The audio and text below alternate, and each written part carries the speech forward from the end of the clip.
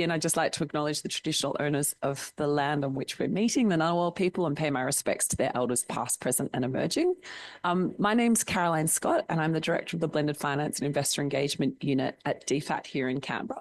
And I'm delighted to be here with you today to chair this session on engagement with the private sector with a focus on Indonesia. And private sector engagement is critical to dealing with the root causes of the complex development challenges that societies face today. As you'd be aware, development financing needs in the Indo-Pacific are large and growing, and while ODA grants-based programs are highly valuable, they'll be insufficient to meet the diverse development financing needs of our partners in the region. Working more closely with the private sector to deliver development assistance can achieve faster and more sustainable development outcomes by promoting economic growth, reducing poverty, and supporting the transition from aid relationships to economic partnerships. We have a strategic opportunity to crowd in and catalyse funding from the private sector. We also need to tap into the private sector innovation to help solve complex development challenges. But before partnering with the private sector, we also need to establish a clear and credible path to development impact via a theory of change and action that can be measured and verified. Today, we have 4 excellent presenters who will explore the opportunities and challenges of working with the private sector. They'll discuss the incentives, benefits, transaction costs, and risks for the private sector when engaging in development programs, drawing on their own experiences as well as previous evaluations. Their presentations will be followed by questions from the floor, and we'd love to hear from you with comments and questions at the conclusion of the 4 presentations. I'd now like to introduce our first speaker, David Goodwins. David is the Deputy Director and Monitoring Evaluation and Learning Advisor of the Katalis program, which aims to maximise the benefits of the Indonesia-Australia Comprehensive Economic Partnership Agreement. David is a monitoring, evaluation and program design expert with over 25 years focused on the Asia-Pacific international development sector. Before this international development work, David specialised in geographic analysis and research for sustainable development planning, environmental modelling. He has qualifications in ecology, business technology and program evaluation. Thanks, David. Thank you and good morning. I want to start this session by introducing Katalis or Katalis. It's quite a unique and innovative ODA program that is essentially an aid for trade program, but it's focused on private sector engagement driving bilateral trade and investment between Indonesia and Australia.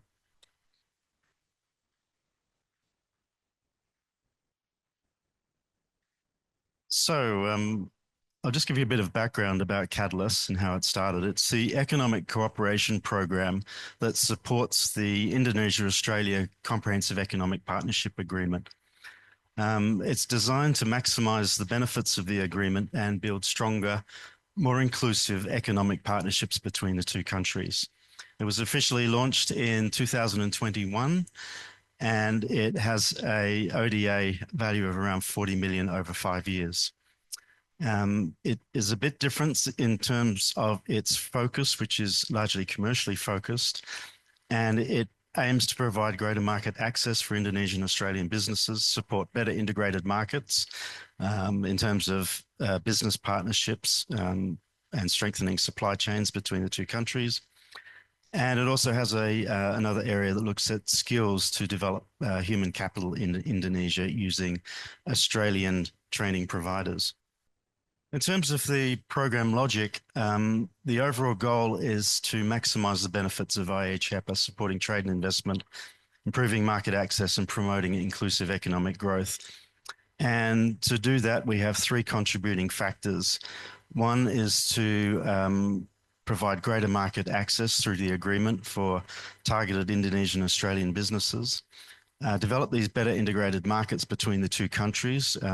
Market integration has many different dimensions that we look at, and that's to try and build stronger and more inclusive economic partnerships. And the third area is about labour market skills. So it's connecting Indonesian businesses with Australian training providers to provide cost-effective skills development and training to boost productivity, but also address things like gender equality and social inclusion. Now, one thing I should point out is that Katalis is not a grants program. We don't give funding directly to the private sector. What we do is work with the private sector and an implementing partner to address barriers to investment, trade and investment between the two countries. So before we can invest in a particular activity, we have to meet 7 investment criteria. These all work together and reinforce each other, but it's about ensuring that firstly, they maximize the benefits of the agreement. We need to have a co-contribution from the private sector so they have skin in the game. The activities must be mutually beneficial to both countries and aligned with bilateral and regional interests. Now, making sure they're beneficial to both countries is an element of sustainability, commercial sustainability, as well as development. We prioritize activities that will generate catalytic outcomes. That means that they can be scaled up or crowd in other investments. We focus heavily on delivering gender equality and social inclusion outcomes with the private sector. The investments must be politically feasible and practical, and they should reflect Australia and Indonesia's comparative advantages. And as I said, Katalis sees these as all being mutually reinforcing. The process of selecting business partners engaging with the private sector is actually quite a complex and challenging one. We select business partners in sectors that we think will have the greatest opportunities for success. Thank you. So we work in sectors that have a long-term mutual interest to both Indonesia and Australia. And we do things like opportunity assessments to work out where the best sectors are to invest in. We apply a range of approaches to identify business opportunities. There's no single approach that will allow us to find all the opportunities that we're looking for, but we underpin that with the application of the investment criteria. So we do a lot of scrutinization of each of the investments, and we try and maximize the chances of getting economic, commercial, and development outcomes from each investment. We also collaborate heavily with the government of Indonesia, looking at their priorities, where their focus areas are, because they help identify opportunities that are going to have the greatest impact and political support in Indonesia. We work with individual businesses, groups of businesses, or business associations to get the biggest impact. Now, there are a number of challenges engaging with the private sector, and I'll talk about a few of these as we go, but identifying suitable opportunities from the private sector investment, particularly that meet our criteria, is quite challenging. You'd think people would jump at the chance of getting assistance in this area, but there are a whole range of risks and other factors involved before they can commit. Developing investment proposals and getting agreement from all stakeholders involved, including both governments, and then procuring implementation partners to do these specific pieces of work is also quite challenging and time consuming. Now, Indonesia's economy is made up mainly of the SME sector. Now, working with the SME sector is challenging in terms of trying to get a significant impact, particularly for increasing bilateral trade and investment, but it is a focus of the Indonesian government.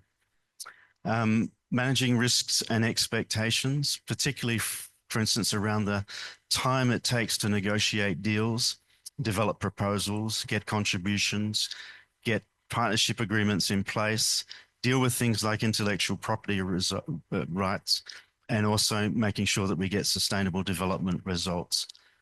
Managing change during the engagement and proposal development. For instance, some of these proposals can take a long time, and you've got changes in personnel, you've got changes in government, changes in regulation, changes in the private sector organizations, reorganizations, etc. And then finally, time and expenditure management. The longer these things take, the higher the transaction costs for both government and the private sector. And we have to manage those as well as the expectations. Now, our approach to private sector engagement, as I said, is quite multi-pronged. Trying to find the right sort of opportunities to invest in is actually very difficult to meet those criteria. And we have a range of different approaches. So we don't just go out and call for proposals, for instance, with a certain time frame and expect the proposals to come in and we assess them. We're actually very proactive in trying to identify where the opportunities are. So we do research into identifying sectors. We promote opportunities through things like market insight reports. We run events, social media campaigns, building our own networks and business connections through associations, attending conferences and events. We work with intermediaries. As I said, we work with both governments to identify opportunities. We work with the business associations, the AIBC and IABC. And we also work with firms that specialize in brokering deals and business partnerships and identifying sources of finance. And we also have an online portal that allows people to put in, businesses to put in submissions at any time that we will assess and negotiate. Now, Katalis has assessed over 80 proposals so far in 3.5 years. We've progressed 21 of those to an investment stage. And I must say that after 3.5 years, the program is delivering substantial results with a number of those investments across a range of sectors. However, developing these proposals is problematic in some areas, and it takes time and effort. Just want to show you this slide. We did a number of process evaluations where we're looking at how long it takes to develop proposals and engage with the private sector. And you can see that taking a business concept from an idea to the investment stage can take anything from about 140 days up to 780 days. So that's 6 months to 2 years. And some of them can take, as we're finding out now, even longer. So each of these stages, for instance, the first one, developing a concept note, CN, developing the right concept with the private sector, things change over time and it can take quite a long time. So we developed the concept note as a way of testing the plausibility of the investment. Then we develop an activity proposal, which is really testing the feasibility of the proposal, and it goes into a lot more detail. Through those two processes, we do a lot of consultation to make sure that we're investing in the right things. Then we develop a statement of works, and the 3 steps following that, the program has a lot more control over, because we're doing the requests for tender for our implementing partner selection processes and then approval to contract. Then the final step, contract negotiations, again, it can take anything from 15 days to over a year. And part of that has to do with things like negotiating intellectual property rights, who gets the rights to the knowledge and information that's developed throughout the process, particularly when you're looking at a commercial proposition and the companies want to commercialize the IP. Now, success and impact. So from a relatively small investment for some of these proposals, we've at this stage managed to leverage around 200, 300 million in investment. That's in terms of commercial investment into Indonesia. And we expect those results in the short term of 3 to 5 years. In the long term, 10 to 20 years, if everything goes to plan and all of these promised investments work out, it will be in the order of 2 to 2.5 billion in the longer term. And each of these have a potential for longer, wide-ranging development impacts. So a couple of examples. We supported a medical group, a consortium, with 2 bankable feasibility studies in West Java. Now, they committed to an MOU with the West Java government to build 23 hospitals and 650 new clinics, but they needed de-risking in terms of their investment. So we commissioned a number of detailed studies that they have subsequently used now as a blueprint for all of their investments in Indonesia. The initial outcome is that they're now investing in a first hospital as a flagship hospital. It will be the first green hospital in Indonesia to LEED accreditation standards. Will employ about 400 to 500 Indonesian staff. And what makes this unique is that they will have, they're allowed to bring in international specialists. Previously, Indonesian government doesn't encourage international doctors to operate in Indonesia, but they will be bringing in international specialists, which will help train local doctors. The other thing is that they're trying to capture the medical tourism market a lot of Indonesians will go for treatment overseas in Southeast Asia. If they can bring in international specialists into Indonesia, they can capture some of that market back into Indonesia.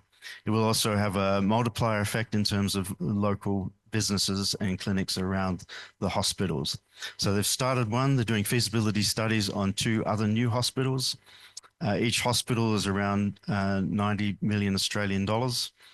And they've also started looking at the clinics.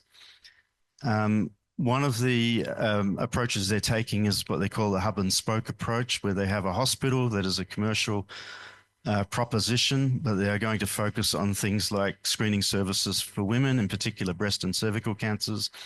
But the hub and spoke approach will allow them to work in underserved communities with referrals to hospitals.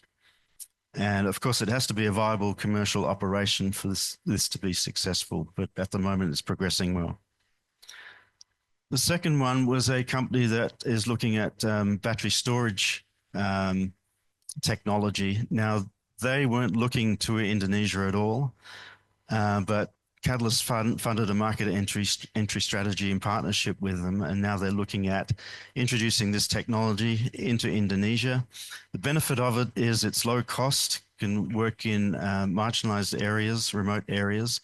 It's easy to maintain, so local skilled workers can look after it, maintain it.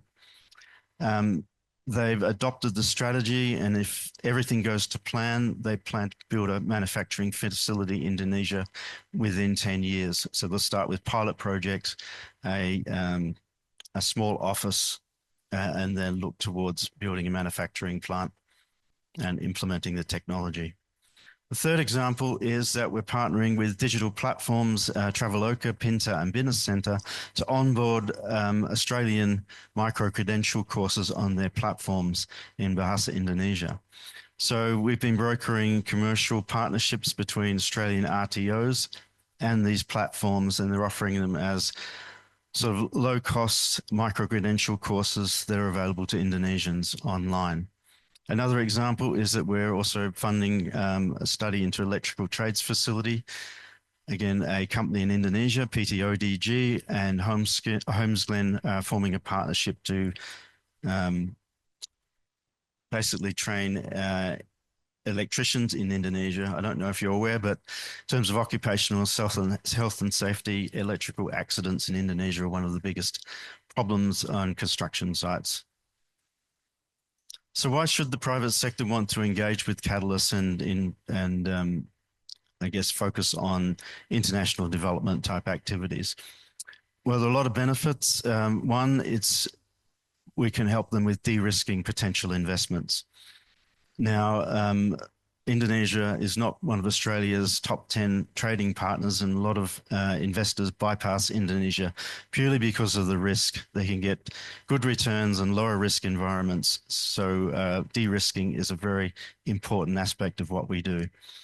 The other thing is, because it's not a grant, the things like the market strategies or feasibility studies are all developed independently. So one of the proponents we talked to said that if he went out and got a market entry strategy, they would just tell him what he thinks they want to know to get the program going. But he said, having it done independently, you're telling us what we need to know rather than what we want to hear. Reputation, it enhances the reputation of businesses, particularly businesses investing in Indonesia and want to operate in Indonesia. We help them create this sort of social license to operate, working with communities to be able to operate as a commercial enterprise in Indonesia. A number of our partners are now recognized as business champions for the Australian-Indonesia bilateral partnership. So that's sort of an unintended consequence. A number of these people are now going around to conferences and that, talking about the relationship. Through the program, they also get promotion and marketing. They get connections to government networks, which helps them understand regulations.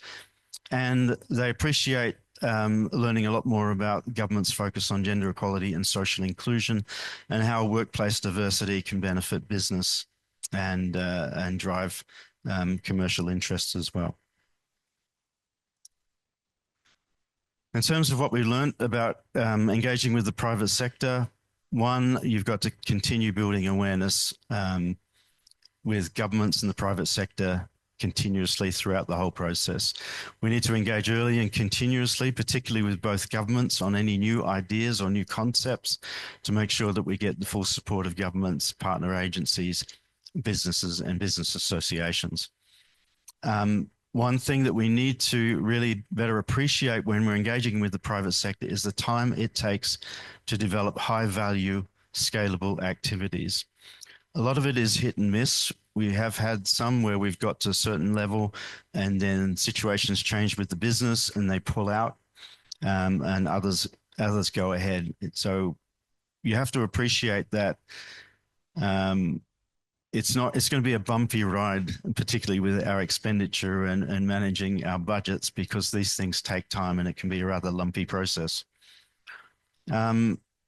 We continue to study and better understand the barriers to trade and investment. As I said, the perceived risks of investing in Indonesia is a bit of a barrier, and anything we can do to overcome that helps the bilateral trade and investment between the two countries. The other thing we're doing is pursuing a portfolio approach. So we're trying to have a portfolio of activities, much like you do with, you diversify a portfolio, you're sort of managing the risk. And that enables us to take advantage of many different opportunities. So we're working in things like the care economy.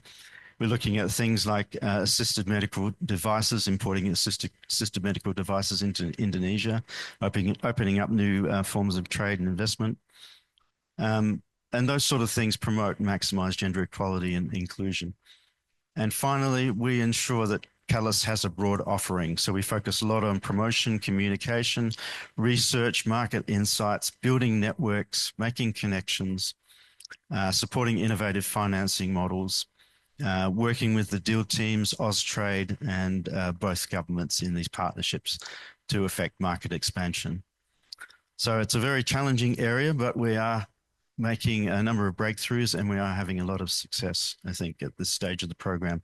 So the program finishes in the end of 2025 as the first phase, and they're currently in the process now of designing a second phase based on the lessons that we've learned. So thank you very much. Thanks a lot, David. I'd now like to introduce our second speaker, Bram Marolop. Maro is the unit manager in the economic governance section of Australia's embassy in Jakarta. He oversees several investments, including the Katalis program, on which he works with David. Maro has over 15 years' experience in the international development sector, overseeing bilateral programs, managing stakeholders, and engaging in policy advocacy. Prior to joining DFAT, Maro worked for Ausaid, ExxonMobil, and the International Finance Corporation. Thanks, Maro. Good morning, everyone. Thank you, Caroline, for the introduction. As Caroline mentioned, my name is Maro. I am DFAT's unit manager for the ISEPA Economic Cooperation Program, or better known as Katalis. I work for DFAT, Australian Embassy in Jakarta, under the Economic Governance section. And since 2021, I have been assigned to lead the day-to-day oversee of the Katalis program from the embassy side. So before I begin my presentation, I just want to acknowledge our stakeholders who have been providing a lot of supports, directions, and also guidance to Katalis. I would like to acknowledge our Government of Indonesia counterpart, Bappenas, the Ministry of Planning, Ministry of Trade, and also Ministry of Foreign Affairs. Their partnership and also their leadership have been really valuable in the implementations of Katalis. So I want to highlight a couple of points before I start my presentation. One is that my presentation would be quite different with the presentation from David Goodwin. I think David has delivered an excellent job in providing overview of Katalis as a development program that have that is commercially oriented, yet still delivered development outcomes. We also have partners of Katalis, a CEO of a cocoa company from Indonesia, Tissa, joining us virtually, and she will also provide her view as a private sector partner of Katalis. My presentation today will actually focus on the importance of collaborations in the context of Katalis. As we all know, collaboration is a concept, is a word that we like to promote strongly seems to be quite a no-brainer, seems to be common sense, right? But in reality, it could be complex, it could be tricky, and there are a lot of efforts, resources, and also approaches that needs to be done to ensure collaboration will actually work meaningfully.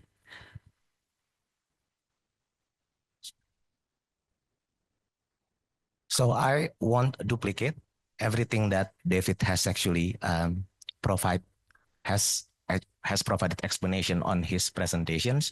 My focus would be on the last box about collaborations as an approach. A couple of things that I think the floor needs to know about Katalis. I just like to reiterate some interesting characteristic of Katalis. So it is a development program, but it is specifically attached to a free trade agreement between Australia and Indonesia. The reason why it was created is actually to maximize the benefits of IA-CEPA. It is really focused in engaging with the private sector, yet it stays true as a development program and always try to deliver development outcomes, job creations, inclusive economic growth, and also provide supports and empowerment for people with disability and also women. This type of development program is quite rare.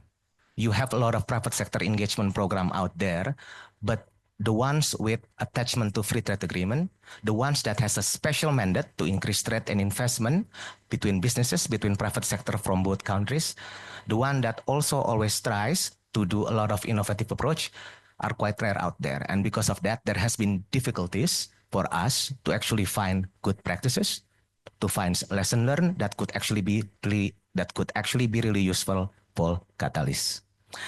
And as I highlighted by David also, Katalis does not provide grant for the private sector. It provides technical assistance and support. So the reason why collaboration itself is very important in Katalis is because even since its design day, the design document of Katalis already envisioned Katalis delivery model to be a collaborative hub. So what does that mean? Katalis is envisioned to actually become a vehicle that can closely coordinate and collaborate with other DFAT-funded projects in Indonesia. The design document officially listed a number of investment. For example, Australian Award. I think that's an initiative program that everyone here probably already know. Investing in Women, a regional program that perhaps some of you might also be familiar with. Prospera, a facility that provides evidence-based policy analysis for Indonesian policymakers. And also Prisma, a market system development program that I think another colleague of mine, a friend of ours in our panel group, Dave Williams, will also capture in his presentation. So when Katalis was developed, the aim is actually to make sure that as a program, it can automatically collaborates with other investment. And because of that, the original thinking was that the program team of Katalis could actually be formatted as an efficient and also lean resources. So what does that mean? That means it can also work with other resources in other development funded programs. That means it doesn't necessarily need a large number of people. And that means it can tap on also when do sharing services with other programs in Indonesia. In reality, as we all know, it doesn't always work like that. Collaboration doesn't organically just happen. Collaboration needs enough resources, needs enough time, and also needs commitment. And because of that, various approaches, including sometimes intervention from DFAT, direction from DFAT, guidance from both governments, are also needed to make sure that it will happen appropriately and also meaningfully. So this is a very simple illustration about all of the key stakeholders that are expected to collaborate with Katalis since the commencing of the program. So a couple of things in regard with this slide. Now that we are entering the 4th year implementation of Katalis, I'm very happy to say that some collaboration have been progressing quite well. But that was not the case in the beginning. There are a few reasons because there are a few reasons that cause it. One, Katalis was actually commencing during the early years of COVID-19 pandemic. It was a very unfortunate period.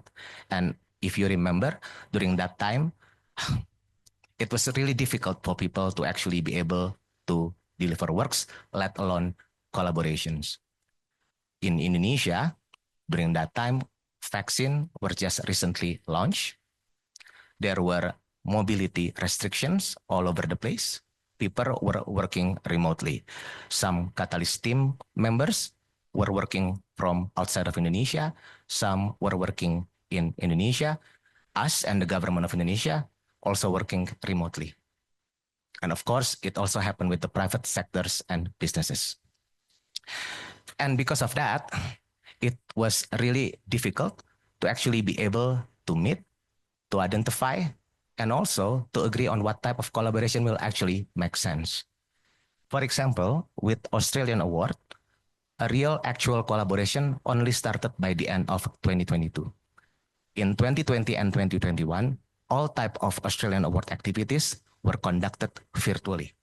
And that wasn't necessarily a format that would be useful and fit in with what Katalis wants to achieve in its engagement with its target audiences.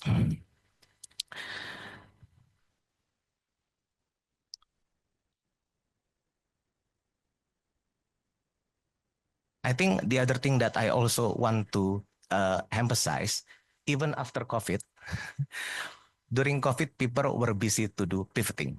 That was like the most popular word, right, during the pandemic. But even after COVID ends, people then become, return to the normal mode. They are also busy to now try to achieve the expected outcomes of their program, and collaboration is not necessarily become a priority.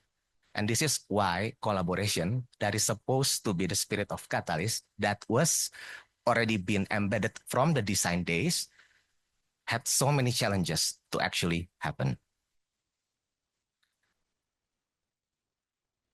I also just want to highlight that in addition to other DFAT funded programs, in Indonesia, we also have a number of consulate generals that are based in a number of provinces in Indonesia, and they are also part of the internal stakeholders in DFAT that Katalis needs to collaborate. In addition, there are also expectations, of course, to work with other government of Australia agencies. So why is collaboration really crucial? Because the simple answer, Katalis cannot do it just by itself. I just like to remind you that the objective of Katalis is about increasing flow of trade and investment between Australia and Indonesia and still continue to deliver development outcomes. In order for flow of trade and investment to happen, you need a conducive environment. Katalis needs to work with other parts of DFAT funded programs, with other agencies to make sure that regulatory environment, business enabling environment, and everything would actually be conducive enough to make increase of trade and investment. Second one, Katalis also needs collaboration to further advance gender equality, disability, and also social inclusion. When you talk about the program that works within the trade and investment sector, it could be quite difficult to identify an appropriate entry point. Take, for example, disability. How do you actually empower people with disability, involve people with disability, if you are working in the trade and investment sector? Sometimes you might find an appropriate entry point. Sometimes what you can do is actually to work with other DFAT funded projects that actually already work with people with disability, and then try to find a collaboration that actually makes sense. All type of collaboration will amplify impact if being conducted strategically and also appropriately. So this is a number of examples about how DFAT and Katalis collaborates with internal DFAT elements. So let's take example. I've mentioned about how Australian Awards can only collaborate with Katalis starting by the end of 2022. So one particular collaboration that have been done is actually a cooperation to actually support the grains industry in both countries.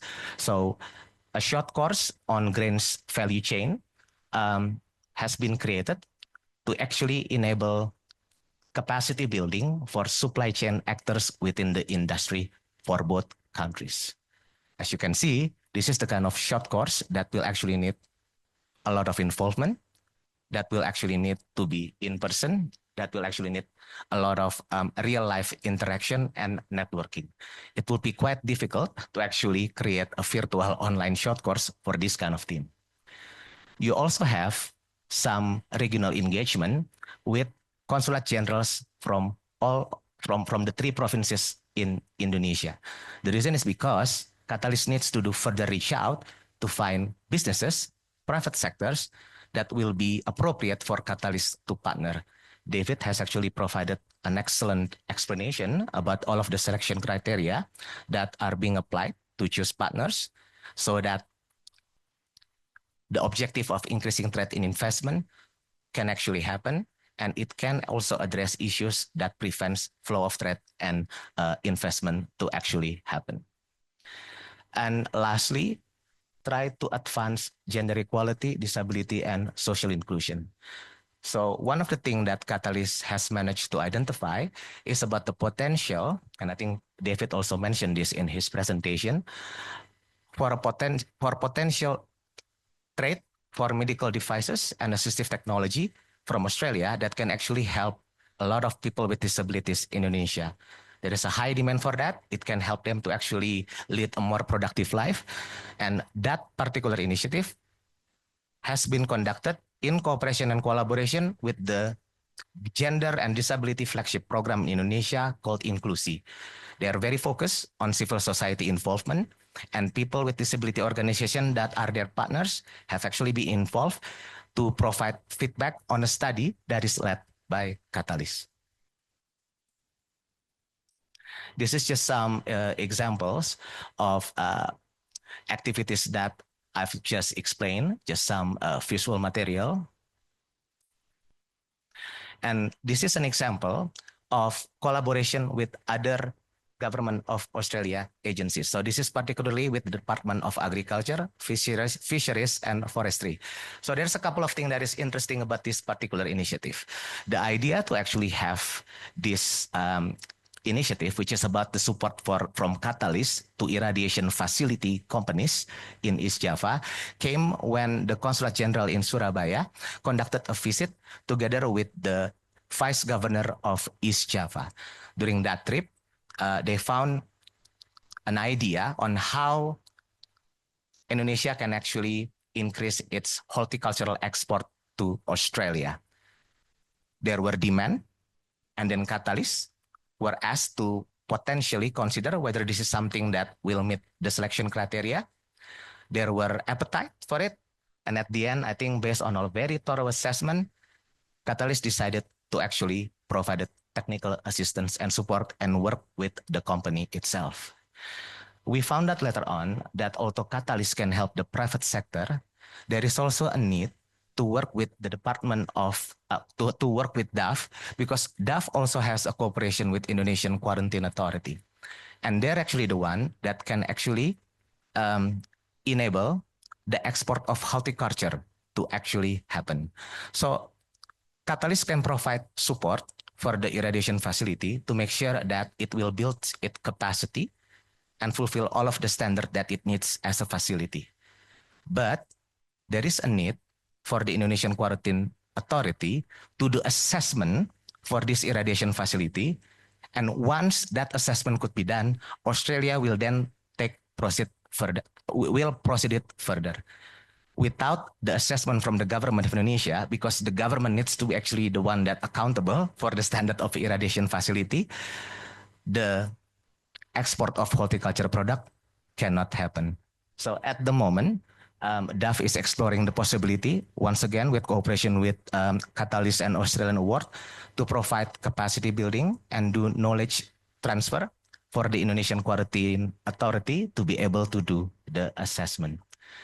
So it wouldn't necessarily be an activity that will automatically produce result. There might be subsequent activities that are needed to ensure that there will be a follow-up and the horticultural export can actually happen. And perhaps it is something that can only also be done through collaboration with other programs or also with other agencies. I have a video YouTube that I've prepared, but I think in the interest of time, I'm just going to skip it, but maybe we can show it later on. I will end this presentation just by highlighting a few key lessons from conducting collaboration. It is challenging, it requires substantial resources, it requires enough time, and it requires commitment. I think a program like Katalis, you need time for traction to actually happen. There's a lot of trial and error. There's no other program that have similar characteristic where you can actually use as a benchmark. You can actually use as a good example. It's always tricky in that kind of situation or when you actually managing such program. You do need to be iterative because success depends on close coordination, trial and error, and continuous stakeholder management. And I think one of the good thing about Katalis is that it tries to learn when it's testing approaches, when it's testing mechanism, and they can actually build a good knowledge management system that can allow for further improvement moving forward. Lastly, Katalis can't do all. You have time limitation, you have budget limitation, you have resource limitation. You can't collaborate with all programs. So you have to choose the one, pick your battle, and making sure that whatever collaboration that you will prioritize will actually be able to address the root of cause and can also open the pathway for increased trade and investment between the two countries. And with that, I will end my presentation. Thank you. Thanks, Maru.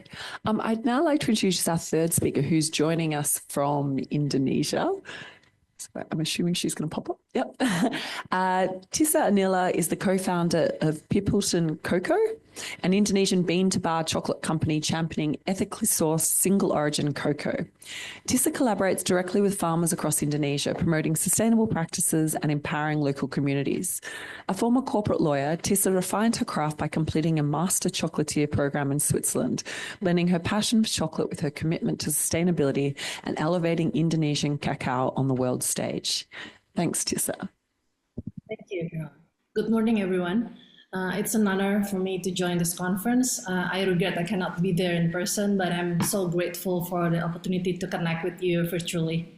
So as the co-founder of Pipiltin Cocoa, an Indonesian chocolate company rooted in the principles of sustainability and community empowerment, I have witnessed firsthand how the private sector can play a pivotal role in addressing development challenges.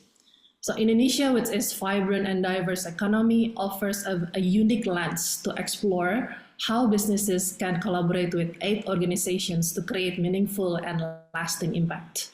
Today, I hope to share some of the lessons we've learned at Pipiltin while working with local cocoa farmers, fostering sustainable practices, and navigating the complexities of the global market. These experiences underscore the potentials of partnership to not only empower communities, but also contribute to broader economic and social development. However, as with any collaborations, there are always challenges. Bridging the gap between the private sector objectives and aid-focused goals requires adaptability, trust, and shared commitment. I look forward to exchanging ideas and learning from all of you today. Together, we can uncover new pathways for collaboration and impact, ultimately contributing to a more sustainable and inclusive future. So firstly, let me share our chocolate story and how the collaboration with Katalis can really create a ripple effect. So Indonesia is actually the 6th largest cocoa beans producer in the world. So there's a lot of premium chocolate manufacturers in the world importing cocoa beans from Indonesia since the 1800s. Pipiltin Cocoa we established in 2013, focusing on fine flavor cacao, sourced cocoa directly from farmers. So what is a fine flavor cacao? So in conventional cacao, the beans is not fermented and it has lower grades. So whereas in fine flavor cacao, the beans, the cocoa beans, has to be fully fermented by the farmers. So there's an increased price for farmers as they undergo post-harvesting process to produce a high-quality fermented beans. So the flavor comes out when the beans is fermented. So now we're sourcing from 7 regions in Indonesia. Each region have distinctive flavors based on its origin and also microclimate. For example, chocolate from Bali has fruity flavors. Chocolate from Aceh has more bold and nutty flavors. And chocolate from Ransiki, West Papua has umami and mild nutty notes. So it really depends on the microclimate in the area. Now we are working, as I mentioned, we source from 7 regions in Indonesia. We're working with 13 partners and more than 10,000 farmers all over Indonesia. We are working closely with some of those farmers, even some of them are like family to us. So I just want to share a very good, very happy news because our Ransiki cocoa from West Papua has won a prestigious award in the gold category at the 2023 Cocoa of Excellence International event held in Amsterdam, the Netherlands. And also our Bali cocoa has also won a silver medal category. This is also an effort to link between the upstream and downstream as these awards are awarded to farmers, not to Pipiltin, but to the cooperative and farmers for them to have motivations and will to do more and to motivate them to supply constantly to us. So as farmers are not in the bottom of food chain, but also play a pivotal role in sustainable cacao. So actually we are on a mission. It's beyond chocolate because chocolate is not only delicious, but also it's a vehicle for us to achieve our mission to empower farmers and to grow a healthy community. For example, in Ransiki, West Papua, so the cocoa plantation is in the buffer zone of intact forest. So in terms of agroforestry, we try to increase production without expanding agricultural land and also limit agricultural land shifting. And we also working with smallholders farmers. In these terms, there's a lot of women farmers there. So women's gain in income also reduce hunger for the entire household. So this is very important. And also farmers need to know, again, their part in the food chain, thus making necessary effort to make change towards climate positive. And for our chocolate in Kampung Merasa East Kalimantan, we're not only introducing like their chocolate from the village, but also sustainable ecotourism, because Kampung Merasa is one of the exotic destination of Indonesia in the middle of Kalimantan. And also near the cocoa plantations, there's the orang-utan conservation. And also, again, there's a lot of women farmers there as leaders. So this is a very important staple for us. So I'm just going to share a little bit about what is single origin chocolate. So single origin chocolate means one chocolate comes from one region. So we have an ongoing collaboration with Osaka University in Japan, with the Laboratory of Bioresource Engineering to define whether Indonesia, with its 17,800 more islands, has indeed a diverse flavor profile for cacao.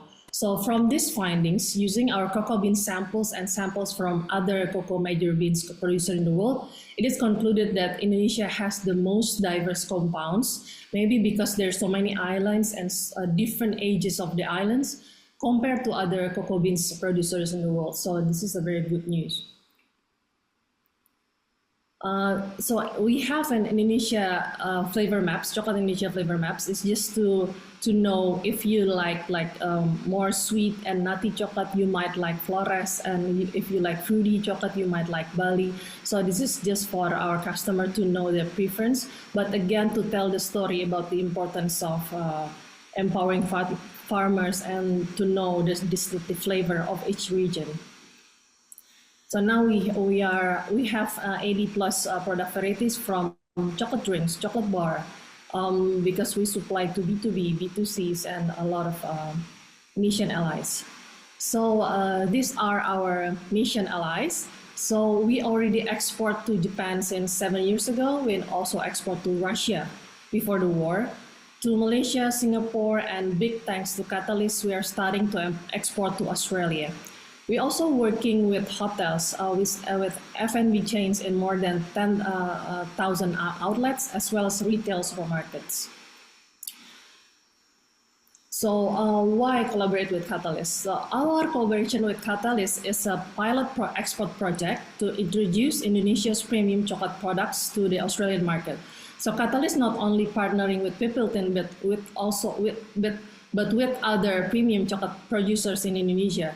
Current data highlights a growing demand in Australia for high-quality chocolates with distinctive taste, positioning our products perfectly to meet this opportunity. So collaborate with Katalis. We see Katalis as a strategic partner because as a medium-sized company, we have limited access to finance for new market. So we see this to mitigate entry barrier to de-risking, as also David shared earlier.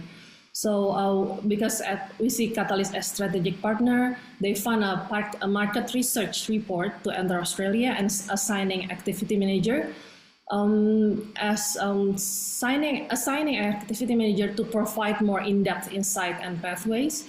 And also they help to establish connection to government and non-government networks. That's why we see this as a holistic approach for more sustainable growth in terms of business and social impact. And also they managed to facilitate a trade development visit to Australia, hence establish connection with potential patrons and buyers. That's why the first export to Australia just happened in October 2024 for us. So on top of that, we share the same value. As I shared earlier, we are really, our DNA is all about social inclusion, gender equality, and it resonates with what Katalis is doing. So that's all for me. So together forward, are you with us? Together, we aim to not only meet the growing demand for high-quality Asian chocolate, but also to showcase the richness and uniqueness of single-origin distinctive cacao to the world.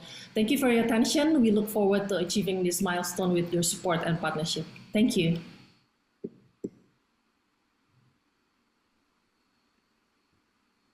Thanks a lot, Tissa. Looking forward to trying some of that chocolate. I wish we had some here. Our final speaker is also joining us online. David Williams is Director of Inclusive Growth and Nature-Based Solutions for Palladium Asia Pacific. He started his career in business consulting with Bain & Company in Australia, Asia and Europe, and also worked in private equity. David then shifted his career to work in inclusive economic development, mainly in rural Africa and Latin America, with the US nonprofit TechnoServe.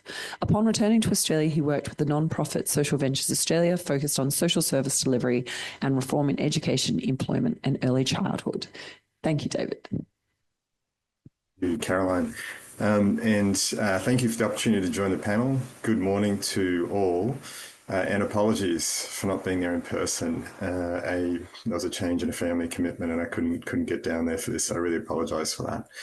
I'll mainly focus on a single example from Indonesia, as Myra referred to before, Prisma, to demonstrate how the private sector can not only be an important element in solving challenges or furthering public diplomacy objectives, but is often absolutely essential, especially when you're thinking about a broader societal, larger scale challenge that you're going after.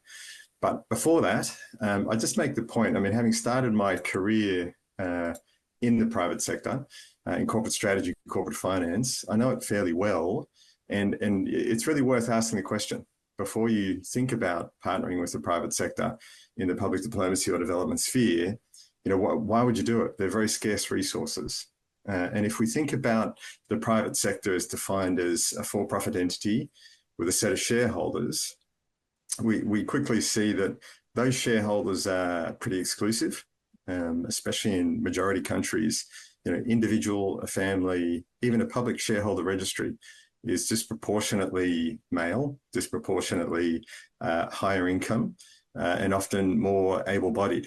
And so then you have to really ask the question and be very careful and set a sufficiently high bar around, you know, why you would actually partner with a private sector company when a lot of the benefits could actually flow to that relatively exclusive bunch of people who are the shareholders of that company. And I think the answer then becomes, well, you don't unless you have, as Caroline referred to in the beginning, a very, very clear and credible path. that you're pretty sure, you're never certain, might come about, and you've really mapped out a theory of change in action that gets you from a set of activities with those scarce dollars to the impact in terms of public diplomacy or development that you want. And it can be measured and verified. So you can actually hand on heart say that something has been created to those ends through that private sector partnership. So with that, let's take a look at a very topical example that I believe, and we'll go through this together, that meets that bar. That meets that bar of why you're a partner with the private sector, because it really is essential to solving the challenge. And the example is food security and food independence in Indonesia. So we know President Prabowo intends to follow through on a very, very ambitious objective, and that's to provide nutritious meals to 83 million school students, pregnant mothers and toddlers on a daily basis. And very importantly, that goal isn't about importing a whole set of foodstuffs. It's actually self-sufficiency. And it's even connected to defense policy. So it's a really important goal of self-sufficiency and independence in Indonesia related to food security. And so that means a rapid ramp up of local production and distribution of key food products, and chief among that, animal protein. Milk and meat has been discussed throughout the election and then since President Prabowo taking power. The challenge comes when we look at these sectors in Indonesia. Most of that production comes from smallholders. And so then we see a set of issues that face those smallholders that need to be overcome if there's going to be a real ramping up of beef and dairy products. So if you look at some of those issues, these are quite widely documented and well known. If you look on the cattle side for beef, production and productivity are low, suboptimal weight gain, a lot of poor health conditions and not great resilience to animal health shocks. And then on the dairy side, similar story, milk productivity and quality are quite low, and there's quite widespread poor animal health conditions. And then if we look at some of the causes of these are well documented as well. Among smallholder farmers, they tend to rely on native grass and fodder, what's available. And it's not really extensive pastures and not really high quality pasture, and definitely not much access to high quality commercial feed to make up for that local pasture. There's limited access to products and services for animal health, and there's limited information that gets out there to this very, very large number of smallholders about good livestock management, dairy farming practices that are up to date and really evidence informed. And there's a widespread vulnerability to livestock diseases. And we've seen a whole set of those shocks come through in the last few years on top of COVID. So if we then peel that back a little bit further and understand what might be the entry points to solve some of these causes, to really look at the root causes and then also assess what role might the private sector be able to play in addressing some of those root causes. So if you think about an iceberg, there are visible issues on top.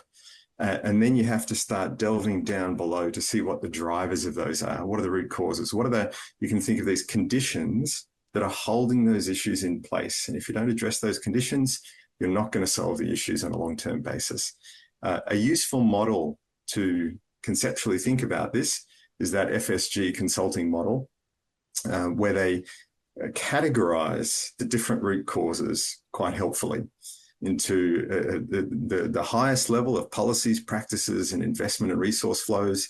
And then you go down a little bit deeper until you get to mental models. How are we actually seeing the world? How are we actually viewing the challenge? And so if we think about beef and dairy, obviously there are a lot of practices that could be improved. There's not much investment in smallholder production. None of the big players are really in and around that production and integrating that production in a way and investing in a more active role for smallholders. The relationships and connections are quite transactional between smallholder farmers and other larger supply chain and market system actors. And there's not much information flow. And so there's a whole set of power dynamics going on there where smallholder farmers, and this is not just in beef and dairy in Indonesia, it's experienced around the world with many smallholder farming communities, they don't have the information. So they're really at a bit of a loss as they interact with that market system and that supply chain. But then if you actually peel it back a little bit further and go a bit deeper, maybe what we're observing here on the mental model level, people's outlook of how they view society and the world, are we seeing that smallholder farmers and smallholder farming communities are not seen as active, empowered agents in a market system or supply chain. Rather, they're seen as more passive recipients of subsidies and aid. And that might be what's going on that then leads to some of those other root causes. So if we hold that for just a second and we just switch gears and have a look at Prisma, a DFAT-funded program that is designed to work in the agricultural space to drive inclusive benefits. So we see it's called, it's the Promoting Rural Incomes Through Support for Markets in Agriculture. So a bit of a mouthful there, but Prisma, well-known program. It's an aid program between Indonesia and Australia. And the aim is to address food security and poverty by making rural markets more inclusive. And very importantly, for the purposes of this panel, private sector partnerships are at its core. Not just with the private sector is Prisma partnering, also with government, also with other relevant actors and community groups, and of course the farmers themselves. But the private sector partnership is the core of the program in terms of the approach. And with that, I will make the point that in this presentation, I won't go into the how of good private sector partnering, but that's a whole set of practices in itself. And so what I'm going to assume, and I'll maybe we can address this a little in the questions after, that the private sector partnering is done well. But that's a whole process, particularly with the scoping and building of the partnership. And we've heard from David and Maro and Tissa, some of the complexities around that. And then managing the partnership. And then for the purposes of public diplomacy and development impact at scale, it's how do you take the impact of each of those partnerships and the relevance of that, crowd in other investment from other partners, and really amplify that and scale up and replicate that impact for system-wide impacts. So we see with Prisma, 199 private sector partnerships over a long period of time, 11 years. Most of those were actually done through a 10-year period. $311 million were invested by the private sector, and that money was tracked. And so that really represents a lot of crowding in of lots of different private sector partners into the various different agricultural supply chains that Prisma worked with.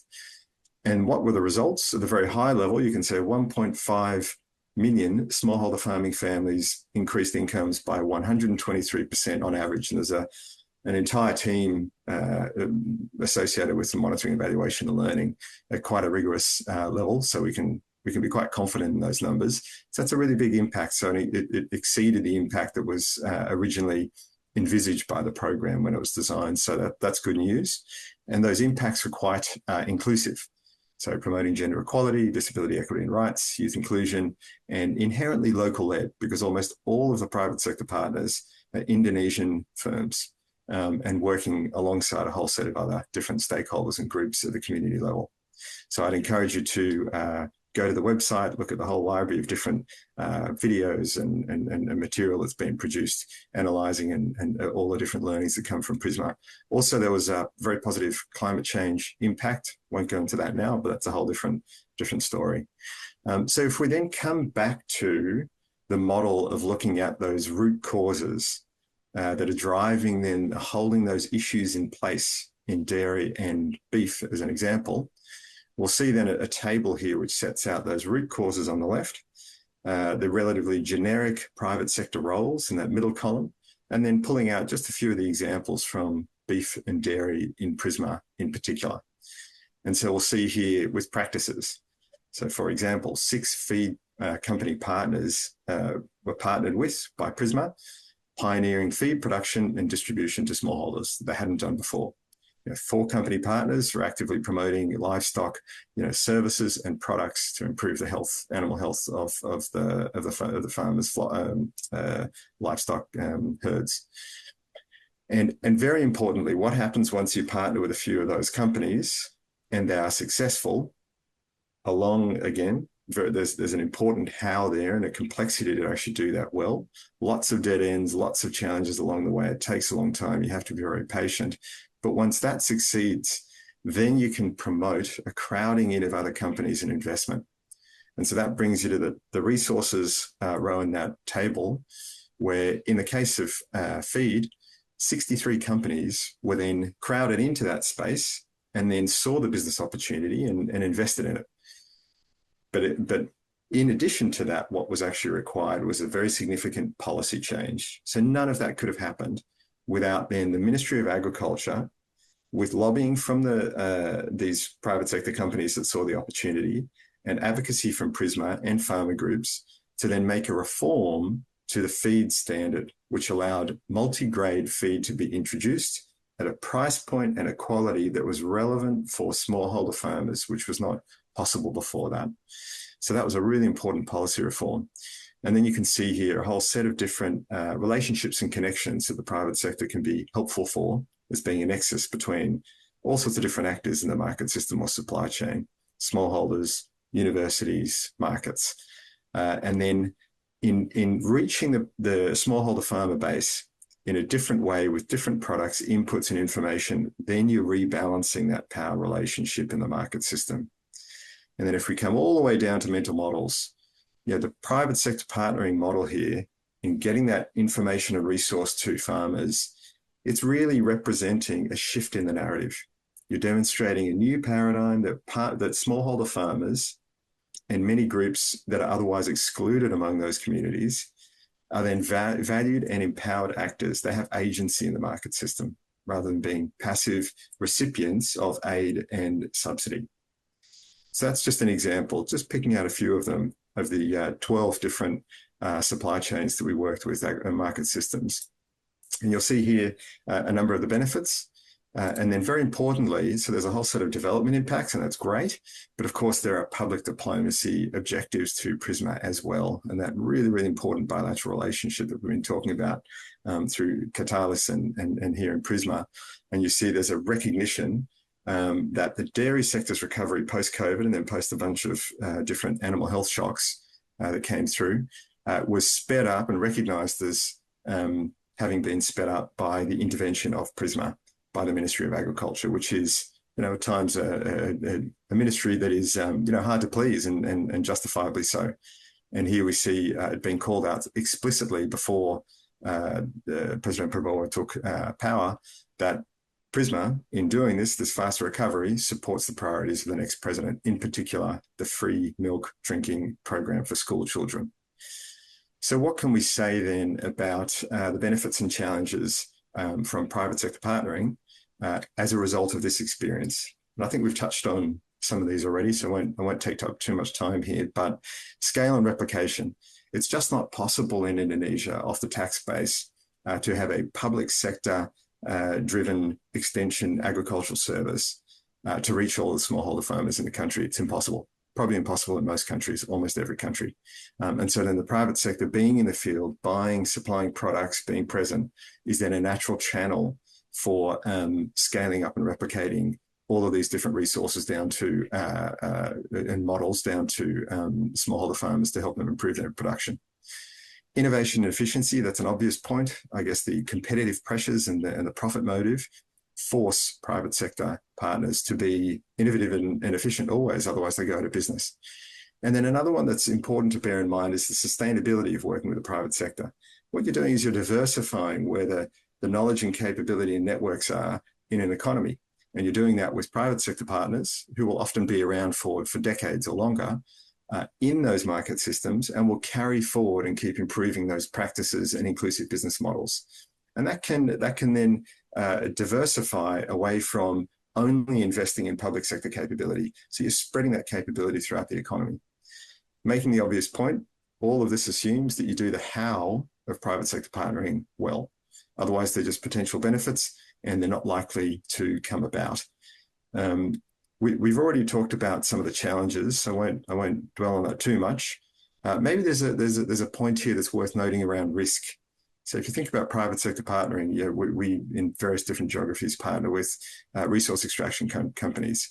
You can think about the risk that comes in associating yourself and a development program with those kinds of companies. It's very significant. So you have to go in with really eyes wide open, have a very rigorous and well thought through risk mitigation strategy to do with those partnerships.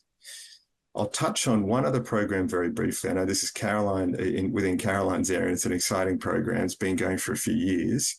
And that's the Business Partnerships Platform, just to make the point that yes, there's an example in Prisma in a very dynamic, fast growth, emerging economic superpower of Indonesia. What happens when you go to economies and geographies where there's a much thinner economic market, less dynamism, less investment and less perspective from private sector partners that it's actually worth their while engaging in that geography? Well, we see with the business partnerships platform, it's much broader than a Prisma. 21 countries, multiple different sectors, not just agriculture, but health and education and ICT and all kinds of different areas.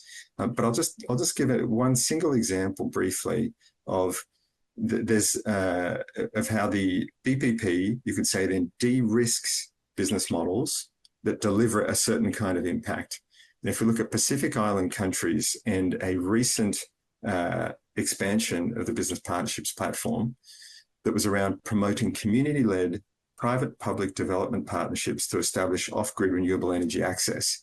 So you can think these are the thinnest markets that are out there practically on this planet. These are communities who are not even connected to energy grids, often in very small outer islands of Pacific Island countries.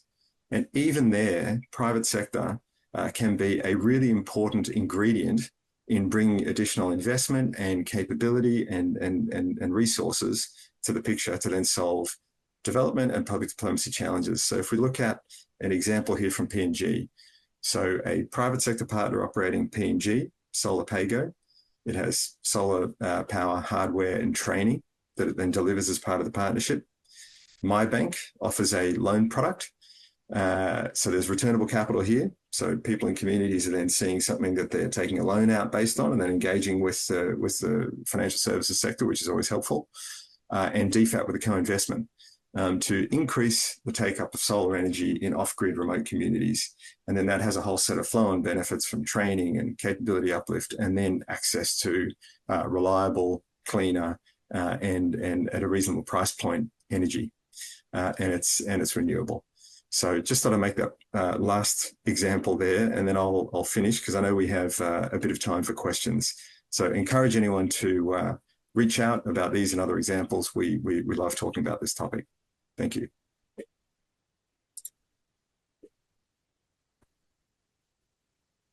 Thanks a lot for that presentation, David, and to all the panel for those really interesting perspectives on working with the private sector, in particular in Indonesia. I think it's clear that the development impact of working with the private sector can be significant, but there's a lot of work in the design, stakeholder engagement and monitoring to make sure that actually happens. We've got about 15 minutes now, so I'd like to open the floor to questions.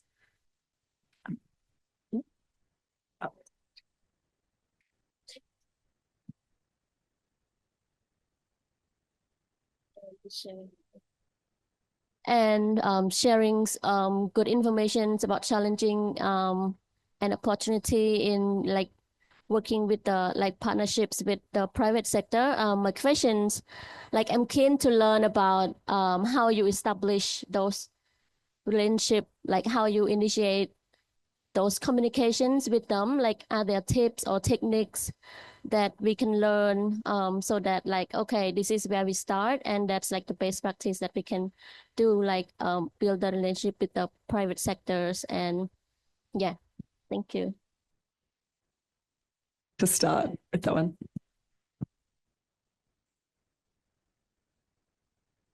Yeah, that's one of the most challenging things is identifying the right opportunities that you're going to invest in. And as I mentioned, you need to have a multi-pronged strategy. No one strategy is going to work. So we actually have a matrix of different approaches to engaging the private sector and trying to find the right partners. So it does start with things like research, attending conferences, engaging business associations, social media, promotion, communication, podcasts, just a whole wide range of activities. And then once we establish a contact, then we start to build a relationship. And if the private sector has a particular idea, we would start to build on that in a sort of co-design process.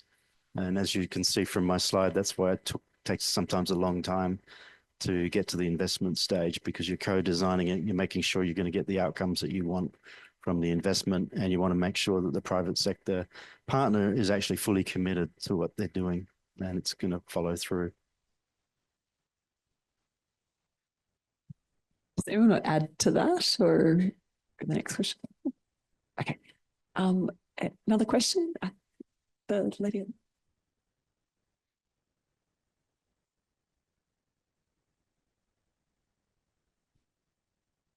Good morning. My name is Karina. I'm from Australian Volunteers Program in Indonesia. So my question will be maybe focus on David or Bapak Maro.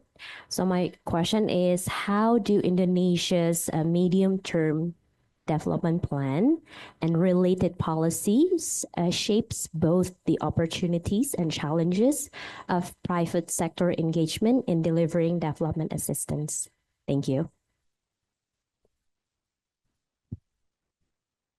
Thank you for the question. So the governance arrangement of Katalis involve both governments. From the government of Indonesia side, our government counterpart, the main one, would actually be the Ministry of Planning, Bappenas, who works very closely with the Ministry of Trade and also the Ministry of Foreign Affairs. Program cycle-wise, Katalis needs to actually develop an annual work plan every year. In the development of that annual work plan, they will receive directions, guidance, and also suggestions from both governments in regards with the type of sectors, in regards with the type of opportunities that needs to actually be aligned with priorities by both governments. So there are definitely strategic direction. There's definitely involvement. At the end of every year, there will usually be a workshop conducted between Katalis and private sectors and several government of Indonesia agencies to see how whatever contribution from Katalis while still continue to contribute to the benefits of ISEPA as a free trade agreement would still be aligned, would still be relevant with the current and latest situation. So the governance arrangement itself is a mechanism, is a modality that will enable Katalis to continue be adaptable, to continue be iterative with the latest situation and condition. Hope that answer your question. Thanks. I think there's one down here and then one at the back. Hi, thank you so much. Noha Hussein with DT Global. What are some of the key success factors in developing the how, the relationship with the private sector? In our market systems approach, you want to focus on the incentives that allow the private sector to engage in a more seamless way. So how do we get at these incentives, and what are some of the key ingredients to this relationship? David Williams, did you want to start responding to that? Happy to. Thank you. Thank you very much for that question. I think our experience tells us probably obviously, and I'm sure you share this, David and Maro, is that getting it right up front there's no substitute for that. So stumbling into a private sector partnership and maybe having the broad brushstrokes of what you're going to do or the understanding of where the incentives are isn't enough. So there's a lot of analysis that goes in up front, as I think we've heard from the other speakers as well. So in the case of Prisma, just as an example, the level of analysis of, because it's not easy. So if you take a step back, it's probably worth noting that if there was a business opportunity there that also delivered some sort of inclusive and sustainable benefits, the private sector is usually pretty good at figuring out what that opportunity is. So there's a hell of a lot of people out there who in a modern capitalist economy want to make money out of business opportunities. So they're running around and analyzing and looking at all this all the time. They're very smart people. So if something looks very obvious, it's usually not the case. So you have to often analyze and reanalyze and talk to different partners and really do a lot of field work and analysis to uncover something that is generally a genuine win-win between the private sector partner and then the other objectives that you might have in terms of public diplomacy or development. So there's no substitute, first of all, in that kind of analysis up front. And then, as I think we've heard as well, it's a long and slow dance to really get to know that partner, and being courageous enough to actually call it when it's not going to work, when there just isn't enough alignment between the two parties. And then once you think that there's enough alignment, I think it's, it goes without saying, then you have to really document and actually flesh out all the details, not just leave them for later. Yes, not all is known in any business partnership a priori up front, but you have to push the thinking and push the detailing and the all those different scenarios of what could go right and wrong as much as possible, so that when you encounter that along the road, as you naturally will in that partnership, you've thought about it to some extent, and it's not such a surprise when it happens, even though it can be a challenge and a bump in the road. Then I think it's what we do often is we have a formal process with any kind of partnering, particularly the private sector, across all of our programs, of partnership health checks. And I know that's a good development practice, but to actually build that in quite a formal way, even though that might feel a little bit clunky up front sometimes, feel like it's slowing things down, and to the private sector partner sometimes seems a bit odd and a bit sort of development speak and a bit like it's sort of counselling between two people. If you invest a bit of time in that and then keep up that rhythm and practice and discipline of really checking in and understanding, not glossing over any potential issues that come up, then that partnership has a better chance of staying healthy as it goes along. But even when you do all that really well, and we have a very quite extensive and detailed manual for all of the people who are on staff and our partners to actually go through and problem solve all the challenges that can happen through the evolution of a partnership, things can still go wrong. And so it's being very open to a partnership just not working over time, even if it started out well, and being able to have the honest conversation with the partner to either course correct or actually drop the partnership and say there's just not enough common alignment between us. So they're just a few of the overall tips, but there's quite a whole body of practice. There's a lot of publicly available information out there as well that's worth accessing, but we'd be happy to share some of those more detailed techniques, practices, and disciplines anytime.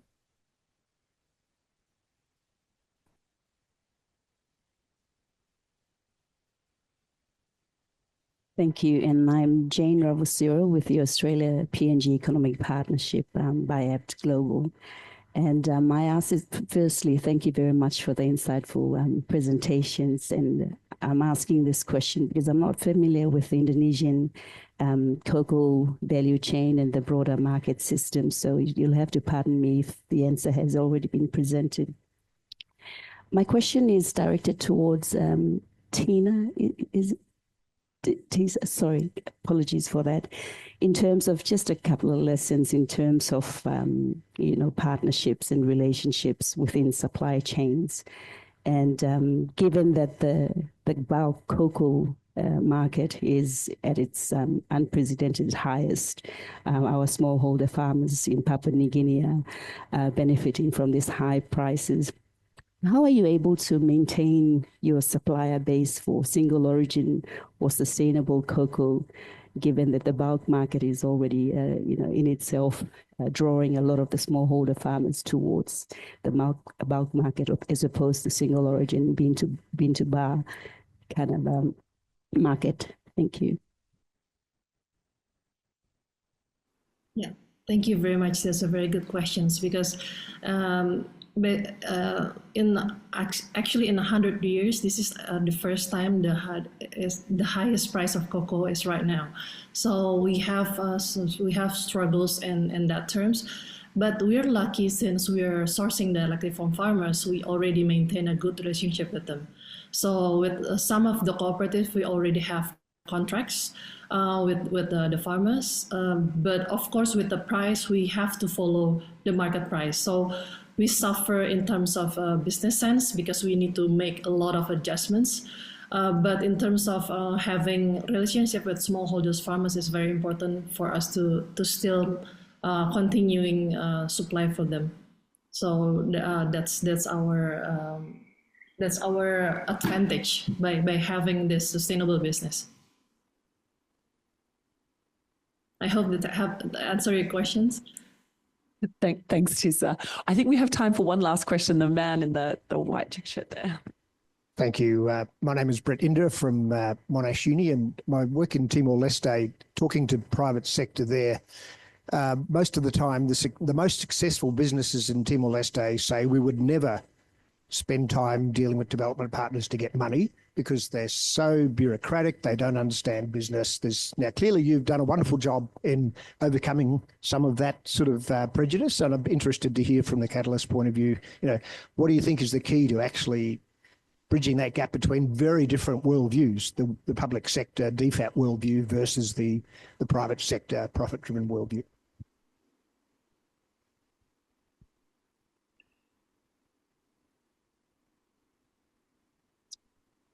Yes, you're correct. Particularly a lot of sort of smaller businesses find that the transaction costs in dealing with these sort of programs are just way too high for them in terms of their return on investment. And that's one of the things that we're very aware of. So we have been focused on some of the larger businesses that can afford to have those sort of transactions and look at bigger investments where they take the lead and then other sectors sort of crowd in around them. So we're sort of fully aware of that, and that's one of the challenges working directly with the sort of SME sector. I think Prisma have done a good job at working with clusters of SMEs to work with them together so that they can share in the benefits. But that's one of the reasons why it's such a long process is negotiating all of these things. But we're finding that if we find partners that are committed and there's a definite commercial outcome, return on investment, then they will also support the development impact along the way. But the commercial benefits are obviously front of mind for them. But the sort of development impact is supported because of their reputation. As I said, the social license to operate in places like Indonesia, the sort of community support they get. In fact, a lot of the development initiatives will also come from their shareholders. So we were looking at a green steel program, for instance, and that was driven by their shareholders because they saw that as a competitive advantage. So yeah, Mara, do you want to? Well, I think sometimes business also see a bilateral partnership program like Katalis as an advantage. They see this is a program that being supported and backed up by both governments, so there are some certainty that will enable them to perhaps having a successful relationship from the partnership with Katalis. So having a narrative that will resonate well with the private sector, and I guess showcasing the quick wins, like what David said, one quick win will actually enable more crowd to actually also work with Katalis and hopefully produce more concrete contributions within the sector. Yeah. Could I chip in something else, Caroline, just before we finish? Just to say, well done, Brett, by the way. Good, congrats on all the Team All Leste work in your panel. But I think it's really important as well, who you put in front of the private sector, particularly when you're initiating those conversations. If you have someone in your team or in your network who is from the private sector or knows them, that goes a hell of a long way because they're like, okay, it's not a strange, unknown development program approach. It's someone who understands the situation I'm in as a private sector company and can talk my language. Sorry.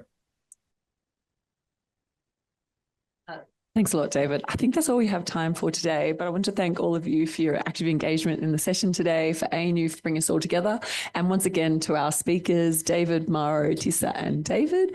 I hope you enjoy the rest of the conference. Thanks a lot, everyone.